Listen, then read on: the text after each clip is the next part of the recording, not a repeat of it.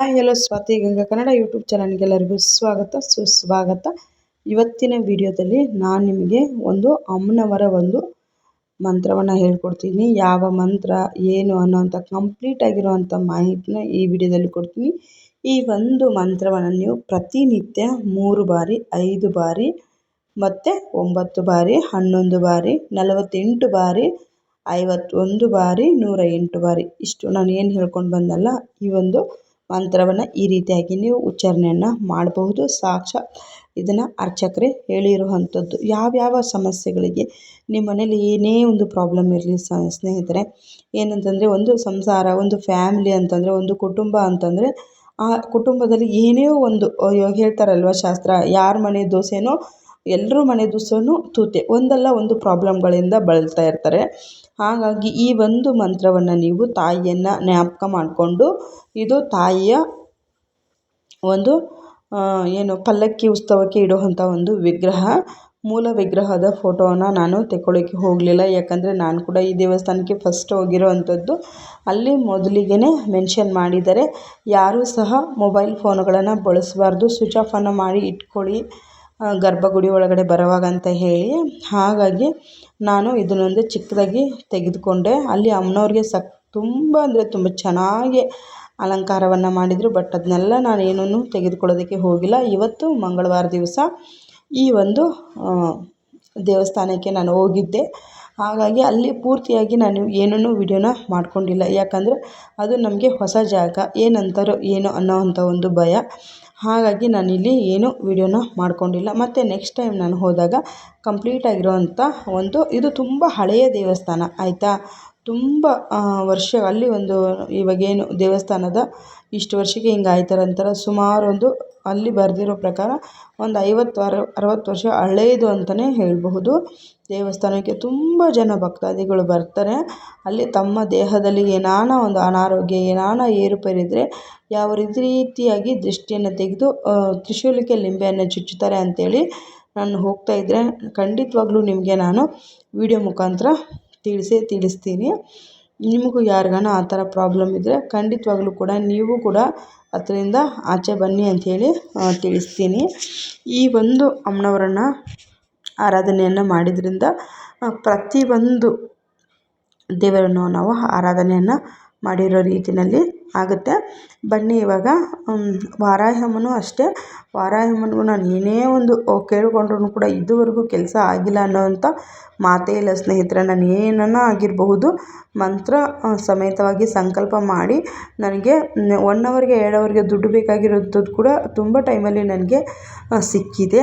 ಹಾಗಾಗಿ ಈ ದೇವಸ್ಥಾನಕ್ಕೆ ಹೋಗಿ ಏನೋ ಒಂಥರ ಮನಸ್ಸಿಗೆ ಸಮಾಧಾನ, ಏನೋ ಒಂಥರ ನೆಮ್ಮದಿ, ಒಂಥರ ಏನೋ ಯಾಕೋ ಒಂಥರ ಮನಸ್ಸಿಗೆ ಕಸಿವಿಸಿ ಅನ್ನಿಸ್ತಾ ಇದ್ದರೆ ನಾನು ದೇವಸ್ಥಾನಕ್ಕೆ ಸರ್ವೇ ಸಾಮಾನ್ಯವಾಗಿ ಹೋಗ್ಬಿಡ್ತೀನಿ. ಯಾಕೋ ನನಗೆ ಮನಸ್ಸು ಸರಿ ಇಲ್ಲ, ಏನೋ ಒಂದು ಯಾಕೋ ವ್ಯತ್ಯಾಸ ಅನ್ನಿಸ್ತಾ ಇದೆ ಅಂತಂದರೆ ನಾನು ಖಂಡಿತವಾಗ್ಲೂ ನಾನು ಅವ್ರಿಗೆ ಇವ್ರಿಗೆ ಏನೂ ಹೇಳೋದಿಲ್ಲ. ನನ್ನ ಮನಸ್ಸನ್ನು ನಾನು ದೇವಸ್ಥಾನದಲ್ಲಿ ಒಂದು ಅರ್ಧ ಗಂಟೆ ಕೂತ್ಕೊಂಡು ಅಲ್ಲಿ ಯಥಾಶಕ್ತಿ ನಾನು ಪೂಜೆ ಮಾಡಿಕೊಂಡು ಅರ್ಚನೆ ಏನನ್ನ ನನ್ನ ಕೈಲಾದಷ್ಟು ಮಾಡಿಕೊಂಡು, ಆದರೆ ಅಲ್ಲೇ ಮನಸ್ಸಿಗೆ ಒಂದು ರೀತಿ ತೃಪ್ತಿ, ನೆಮ್ಮದಿ ಅನ್ನೋವಂಥದ್ದು ಸಿಗುತ್ತೆ. ಆವಾಗ ನಾನು ಮನೆಗೆ ಬರೋವಂಥದ್ದು.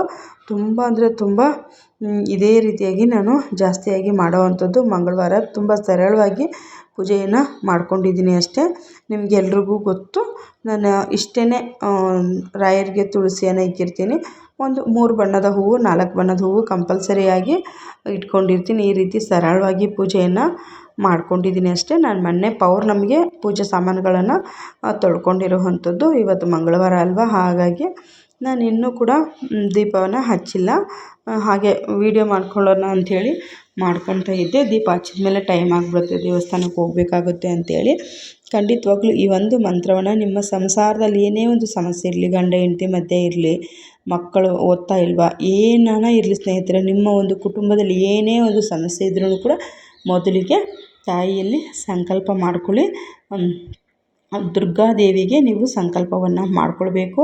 ದುರ್ಗಾದೇವಿ ಆಯಿತು, ಇಲ್ಲ ಅಂತಂದರೆ ಪಾರ್ವತಿ ದೇವಿ, ದುರ್ಗಮ್ಮ ಅಂತೇಳಿನೇ ನೀವು ಪ್ರಾರ್ಥನೆಯನ್ನು ಮಾಡ್ಕೊಳ್ಳಿ. ಪ್ರಾರ್ಥನೆಯನ್ನು ಮಾಡಿಕೊಂಡು ಈ ಒಂದು ಮಂತ್ರವನ್ನು ನೀವು ಬೆಳಗ್ಗೆ ಎದ್ದ ತಕ್ಷಣ ಹೇಳಬೇಕಾಗುತ್ತೆ. ಹಾಸಿಗೆಯಲ್ಲೇ ಕೂತು ಹೇಳ್ಕೊಳ್ಳಿ, ಇಲ್ಲಾಂದರೆ ಸ್ನಾನ ಆದಮೇಲೆ ಕೂಡ ಹೇಳ್ಕೊಳ್ಬಹುದು. ನೀವು ಮಂತ್ರವನ್ನು ಉಚ್ಚಾರಣೆಯನ್ನು ಒಂದು 10 ನಿಮಿಷ ಧ್ಯಾನವನ್ನು ಮಾಡಿ ಸ್ನಾನ ಮಾಡಿಲ್ಲ ಅಂದ್ರೂ ಪರವಾಗಿಲ್ಲ, ಕೈಕಾಲು ಮುಖವನ್ನು ತೊಳೆದು ಎಲ್ಲೋ ಒಂದು ಪ್ರಶಾಂತವಾಗಿರುವಂಥ ಹೆಣ್ಮಕ್ಳಾಗಿರ್ಬೋದು, ಗಂಡು ಮಕ್ಕಳಾಗಿರ್ಬೋದು, ಮಕ್ಕಳಾಗಿರ್ಬೋದು, ಯಾರು ಬೇಕಾದರೂ ಈ ಮಂತ್ರವನ್ನು ಹೇಳ್ಕೊಳ್ಬಹುದು. ನೀವು ಪ್ರಶಾಂತವಾಗಿರೋಂಥ ಜಾಗದಲ್ಲಿ ಕೂತ್ಕೊಂಡು ತುಂಬ ಸರಳವಾಗಿರುವಂಥ ಮಂತ್ರ ಪ್ರತಿನಿತ್ಯ ಒಂದು 3 ಬಾರಿ ಹೇಳ್ತಾ ಹೋಗಿ. ನಿಮಗೆ ಎಷ್ಟು ಚೇಂಜಸ್ ಆಗುತ್ತೆ ಅನ್ನೋದನ್ನು ನೀವೇ ಖಂಡಿತವಾಗ್ಲೂ ನಿಮ್ಮ ಕಣ್ಣಾರೆ ನೋಡ್ತೀರಿ ಅಂಥೇಳಿ ತಿಳಿಸ್ತೀನಿ. ಹಾಗಾಗಿ ಈ ರೀತಿಯಾಗಿ ಮಾಡ್ಕೊಳ್ಳಿ. ತುಂಬ ಅಂದರೆ ತುಂಬ ಒಳ್ಳೆಯದನ್ನುವಂಥದ್ದು ನಿಮಗೆ ಆಗುತ್ತೆ. ಇವತ್ತು ಮಂಗಳವಾರ ಆಗಿರೋದ್ರಿಂದ ಈ ನಾಗರಕಟ್ಟೆಗಾಗಿರ್ಬೋದು, ಸುಬ್ರಹ್ಮಣ್ಯ ಸ್ವಾಮಿಗಾಗಿರ್ಬೋದು ಹಾಲನ್ನು ಹಾಕ್ಕೊಳ್ಳೋದ್ರಿಂದ ತುಂಬ ಜನಕ್ಕೆ ಮಕ್ಕಳಾಗ್ತಾ ಇರೋದಿಲ್ಲ. ನಾಗದೋಷದಿಂದ, ಪಿತೃದೋಷದಿಂದ ಮಕ್ಕಳಾಗ್ತಾ ಇರೋದಿಲ್ಲ.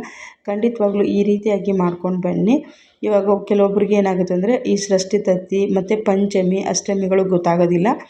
ಅಂಥವರು ನೀವು ಮಂಗಳವಾರ ಸುಬ್ರಹ್ಮಣ್ಯ ಸ್ವಾಮಿಗೆ, ನಾಗರಕಟ್ಟೆಗೆ ಹಾಲು ಹಾಕೋದನ್ನು ಮಾಡ್ಕೊಂಡು ಬನ್ನಿ. ಆದಷ್ಟು ನಿಮಗೆ ಬೇಗನೆ ಮಕ್ಕಳು ಅನ್ನೋವಂಥದ್ದಾಗುತ್ತೆ. ಮಕ್ಕಳು ಮನೆಯಲ್ಲಿ ತುಂಬ ಮಾತು ಕೇಳದೇ ಇರೋವಂಥದ್ದಾದರೂ ಕೂಡ ಈ ರೀತಿಯಾಗಿ ಮಾಡಿ. ಈ ರೀತಿಯಾಗಿ ಮಕ್ಕಳು ಕೇಳದೇ ಇರೋವಂಥ ಮಕ್ಕಳಿಗೆ ಈ ರೀತಿಯಾಗಿ ಹಾಲು ನೆನೆದಿರೋವಂಥ ಹಾಲಲ್ಲೇ ಅರಿಶಿಣವನ್ನು ಹೋಗಿ ಅವರ ಹಣೆಗೆ ಹಚ್ಚಿ. ಓಂ ಶ್ರೀ ದುರ್ಗಾ ಪರಮೇಶ್ವರಿ ನಮಸ್ತುತೆ, ಓಂ ಶ್ರೀ ದುರ್ಗಾ ಪರಮೇಶ್ವರಿ ನಮಸ್ತುತೆ.